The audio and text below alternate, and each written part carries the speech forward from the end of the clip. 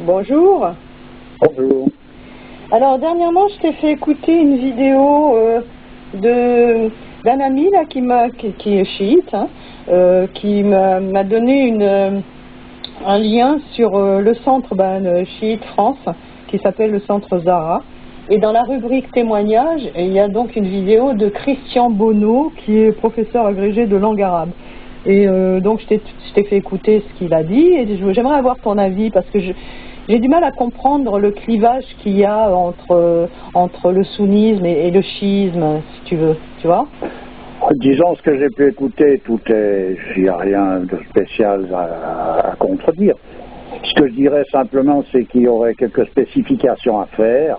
Quand il dit à un moment donné que l'intelligence était en avant dans un cadre traditionnel, il a regardé le christianisme, l'hindouisme, et ça serait uniquement dans l'islam, en fait, qu'il aurait trouvé cette intelligence comme étant en avant. Je présume qu'il n'a pas voulu dire que la seule tradition qui comporte cet élément soit l'islam. Ça serait évidemment erroné parce que on peut dire, c'est que c'est la seule qui le spécifie de cette manière-là, tout simplement parce que vu on pourrait dire la descente cyclique, il s'agit de spécifier des choses qui coulent de source. On n'en parlera pas dans l'hindouisme parce que ça ne peut pas, ça coule tellement de sources que la connaissance prévaut sur l'ensemble de tout, qu'il est bien clair qu'on va pas, c'est pas spécifié absolument, sauf dans un cas particulier. Donc voilà. Alors à présent, c'est bien, il est bien clair que dans l'islam, cette connaissance, elle est aussi ce qui prévaut sur l'ensemble de tout. C'est la lumière qui prévaut, on pourrait dire, sur la chaleur, à quelque part, dans un ordre hiérarchique. Il faut d'abord qu'il y ait lumière pour qu'il y ait chaleur, en somme, dans cette position-là. Ouais. Voilà. Et on retrouve ça partout, dans toute tradition. On pourrait dire que si on trouve ça chez les chiites, c'est que ça veut dire que leur façon d'envisager l'islam est parfaitement orthodoxe. À présent, elle peut être en contradiction avec les sunnites, mais ça, c'est à un moment donné, quand on regarde historiquement les choses, c'est un peu des batailles clochées, dans le sens que il est dit,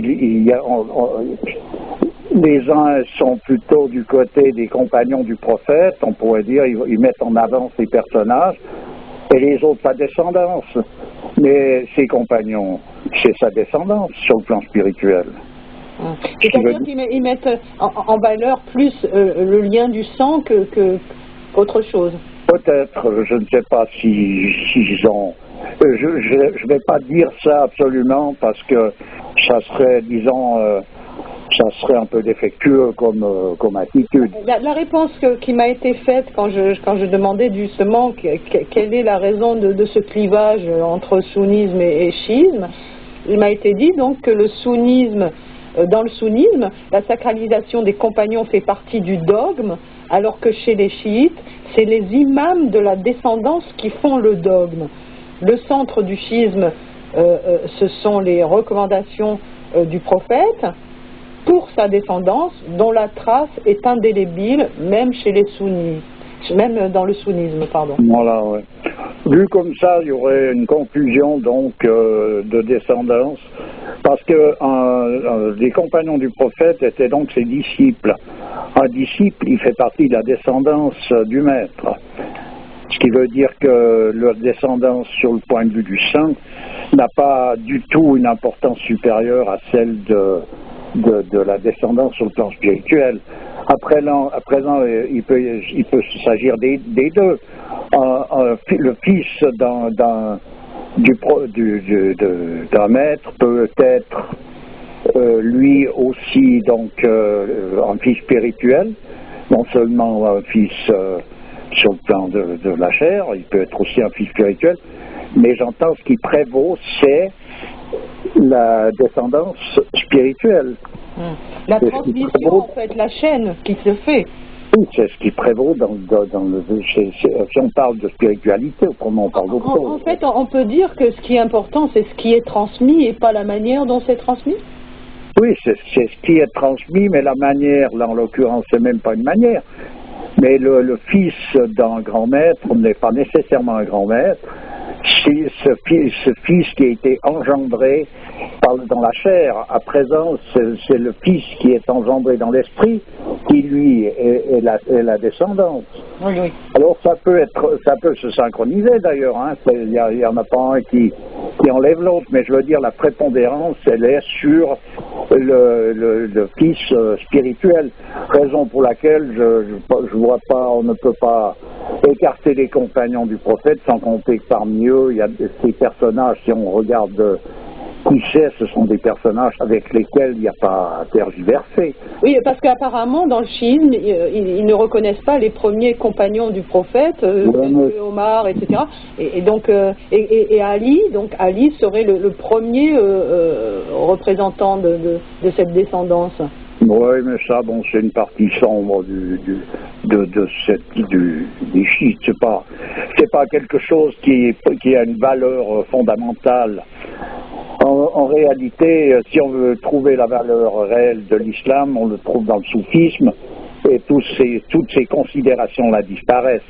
Alors, le soufisme qui est, redis-le en gros pour ceux qui débarquent. Le soufisme, c'est la tradition, c'est l'islam en tant que tel, qui contient tout, c'est-à-dire aussi bien la partie extérieure qu'intérieure. On ne va pas dire que le soufisme, c'est l'ésotérisme, non, on peut dire que le soufisme contient l'ésotérisme. Je dirais que le soufisme, c'est l'islam.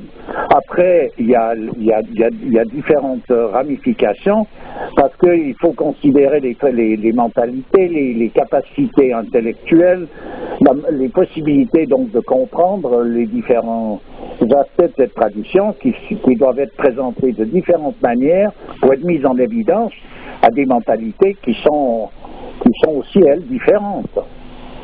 Donc on ne peut pas présenter les choses de la même manière partout.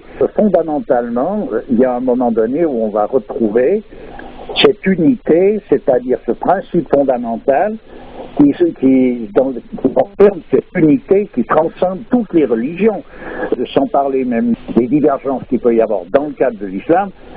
Et il y a une unité qui transcende toutes les religions, voilà.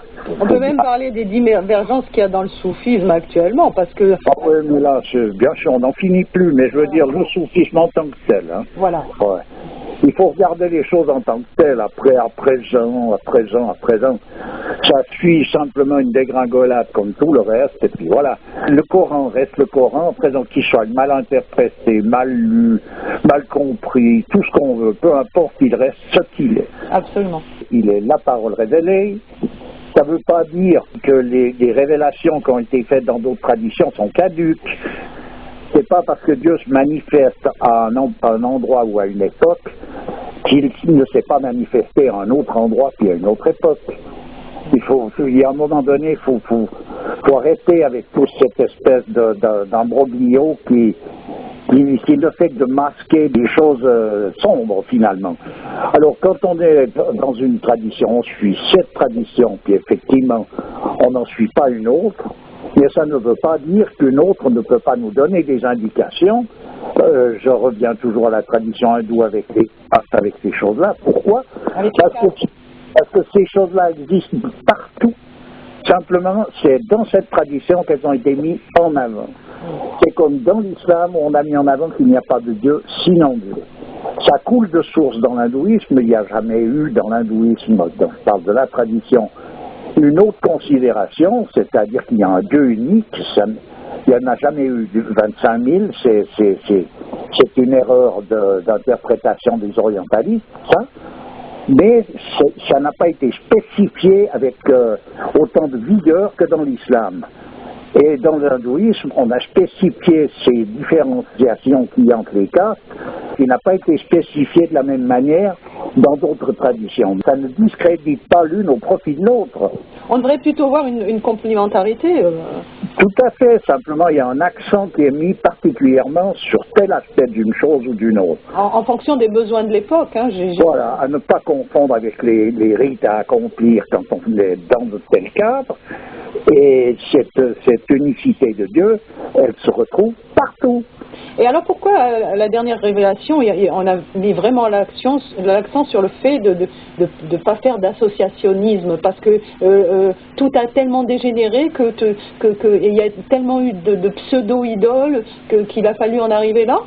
Oui, je sais, parce qu'en réalité, pour une intelligence un peu stompée, dès qu'on parle par exemple d'une divinité représentée sous la forme d'une statue comme dans l'hindouisme, ça devient un dieu qui est en association avec le dieu unique. Mais ça peut aller dans des cervelles un peu cironnées, comme je dirais, mais pas... Justement, c'est là où doit intervenir l'intuition intellectuelle. On voit très bien la différence, la nuance qu'il peut y avoir. On peut considérer ces choses-là, d'ailleurs on l'a déjà dit, on peut les mettre en rapport avec les noms divins, c'est-à-dire ces noms qui représentent en quelque sorte des attributs. Alors chaque divinité représentée constitue un attribut divin, mais c'est pas Dieu lui-même. Et on retrouve cette parcelle de Dieu comme on le retrouve dans toute la manifestation. Ouais. Sauf que dans un cas c'est imagé, dans un autre c'est le symbole, enfin c'est le sens contenu dans le nom qui prévaut. Oui, puis dans le principe, tu vas trouver le signe même de la manifestation possible, et dans la manifestation, tu trouves le signe du principe. C'est le yin et le yang. Oui, d'accord. Voilà, c'est sûrement. Donc, à un moment donné, c'est des choses qui sont relativement simples, mais je dis relativement parce que je me suis aperçu avec le temps qu'il y avait des blocages qui pouvaient être faits là-dessus, qui sont dus à une impossibilité, en quelque sorte, de sortir d'un état particulier, ou je sais pas, je vais peut-être pas donner une explication très claire sur les raisons qui font ça. C'est des différences de perspective, voilà. Chacun a une perspective différente, mais il y a un moment donné, on peut voir le centre de toutes ces choses-là, qui s'avère être une unité qui transcende l'ensemble de toutes ces manifestations, voilà. Donc sunnisme ou chiisme est égal à bataille de clochers, quoi. À quelque part, oui, à présent, que chacun va trouver toujours raison à son truc, mais en réalité, ce sont des musulmans, donc il faut. Ce qui est intéressant de connaître, si on vit dans un cadre particulier, si on est dans tel pays où il y a tel aspect de la tradition qui est imposé, bon, il faut se plier à ces exigences-là parce que ça fait partie du jeu de la loi sociale. Mais par contre, si on veut savoir ce que c'est que l'islam, il faut s'approcher plutôt du soufisme qui, lui, contient l'ensemble de toutes ces choses-là. En fait, ces contradictions. On peut parler de la même différence qu'il peut y avoir entre le fond et la forme. Finalement, ce ne sont que des formes et l'important, l'essentiel est dans le fond. Oui, oui, si on veut, oui, on peut dire ça. Ouais. Alors pour en revenir à l'histoire de la différence, d'interprétation de certains termes, tels que l'intelligence, hein, parce qu'à un moment il parle d'intelligence qu'il ne faut pas confondre avec la malignité, etc. Tu avais un mot à dire là-dessus? Écoute, bien sûr, la confusion, elle peut être possible. Pourquoi? Parce que la malignité, elle est tout simplement de l'intelligence corrompue, c'est-à-dire que ce n'est pas l'intelligence comme telle qui est corrompue, mais c'est l'homme qui corrompt sa propre intelligence de manière à la transformer en malignité, c'est-à-dire que c'est un renversement de polarité. Oui, d'accord. C'est pour ça qu'il y a une confusion possible entre quelqu'un de malin et quelqu'un d'intelligent. Mais l'intelligence, elle est la possibilité, elle est ce qui permet à l'homme d'aller dans le suprahumain, c'est-à-dire ce qui le transcende. Tandis qu'utilisée comme la malignité, elle va toucher tous les bas morceaux plutôt. C'est une inversion. Mais l'une n'est possible qu'en utilisant l'autre, en défendant une mauvaise cause. C'est ce qui arrive, par exemple, on en a parlé pour différencier ce qu'on pourrait appeler un saint d'un sorcier noir, c'est-à-dire noir dans le sens de la sorcellerie noire. Oui, bien sûr. C'est pas la couleur, donc hein, oui, c'est bon. Alors là, on peut dire que on peut avoir des personnages qui auront suivi des disciplines identiques, qui seront arrivés au même degré, sauf que l'un ou l'autre ne défendent pas la même cause. C'est ce qui les différencie véritablement. Et ça fait tout. C'est le tout, parce que défendre une cause, la bonne cause ou la mauvaise cause, c'est ça la différence réelle, parce qu'on peut avoir les deux, les mêmes capacités. Donc on va utiliser, c'est un petit peu comme dans une armée. Regarde quand il y a eu les guerres saintes avec le prophète, les uns défendaient l'islam, puis les autres défendaient les idoles. Mais ils étaient les deux des guerriers chevronnés qui étaient là, et ils ne faisaient pas semblant. D'ailleurs, il y a eu des morts de part et d'autre, donc les personnages étaient capables, avaient des capacités réelles. Ils étaient à égalité de force. Et de conviction. Et de conviction. Ouais. Voilà. C'est ça qu'il faut bien comprendre, ce qui veut dire qu'il ne faut pas discréditer ce qui n'est pas discréditable, mais par contre, voilà où se situe le nerf de la guerre, c'est la bonne cause ou la mauvaise cause. Il est clair qu'on peut se fourvoyer vraiment à un endroit vraiment très subtil. Et... Ah, mais c'est les 9 vérités pour cacher le mensonge. Ouais. C'est là qu'il est flagrant. Mais par contre, la liberté de l'homme va loin, parce que je vais répéter quelque chose que j'ai déjà dit, je ne sais pas combien de fois. Merlin l'Enchanteur, le fils du diable au service de Dieu. Donc, tu vois cette capacité qu'il y a dans l'homme. Tu comprends? Ça va au-delà de toutes tes capacités réelles. Ce que tu viens de dire là par rapport à Merlin l'Enchanteur, ça prouve aussi que les liens de sang ne sont pas toujours une raison suffisante pour transmettre une valeur. Non. D'ailleurs, je comprendrais pas que dans le monde arabe, on puisse prendre les liens de sang comme étant quelque chose d'absolu, dans le sens que il est même dit que le feu engendre la cendre. Ouais. Donc, ça veut tout dire. Le fils d'un grand maître peut être quelqu'un de totalement nul. Le dernier des Gougnats. Il peut être nul dans le sens qu'il est la cendre. Et si tu par rapport au feu, il n'est que la cendre. Ouais. Voilà. Le feu engendre la cendre. C'est clair, non? Eh ben voilà, ça sera le titre de cet audio. Tu es d'accord?